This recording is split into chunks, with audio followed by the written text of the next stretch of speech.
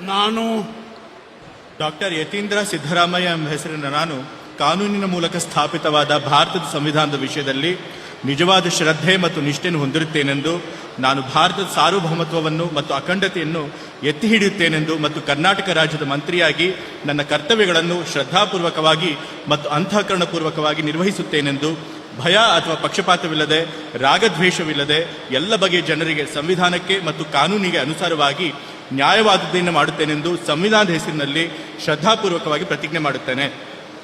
ನಾನು ಡಾಕ್ಟರ್ ಯತೀಂದ್ರ ಸಿದ್ದರಾಮಯ್ಯ ಎಂಬ ಹೆಸರಿನ ನಾನು ಕರ್ನಾಟಕ ರಾಜ್ಯದ ಮಂತ್ರಿಯಾಗಿ ನನ್ನ ಪರ್ಯಾಲೋಚನೆಗೆ ತರಲಾಗುವ ಅಥವಾ ನನಗೆ ತಿಳಿದು ಬರುವ ಯಾವುದೇ ವಿಷಯವನ್ನು ರಾಜ್ಯದ ಮಂತ್ರಿಯಾಗಿ ನನ್ನ ಕರ್ತವ್ಯಗಳ ಯುಕ್ತ ನಿರ್ವಹಣೆಗೆ ಅಗತ್ಯವಾಗಬಹುದಾದ ಸಂದರ್ಭದಲ್ಲದೆ ಅನ್ಯಥಾ ಯಾರೇ ವ್ಯಕ್ತಿಗೆ ಅಥವಾ ವ್ಯಕ್ತಿಗಳಿಗೆ ಪ್ರತ್ಯಕ್ಷವಾಗಿ ಅಥವಾ ಪರೋಕ್ಷವಾಗಿ ತಿಳಿಸುವುದಿಲ್ಲ ಅಥವಾ ಬಹಿರಂಗಪಡಿಸುವುದಿಲ್ಲ ಎಂದು ಸಂವಿಧಾನದ ಹೆಸರಿನಲ್ಲಿ ಶ್ರದ್ಧಾಪೂರ್ವಕವಾಗಿ ಪ್ರತಿಜ್ಞೆ ಮಾಡುತ್ತೇನೆ. ಧನ್ಯವಾದಗಳು.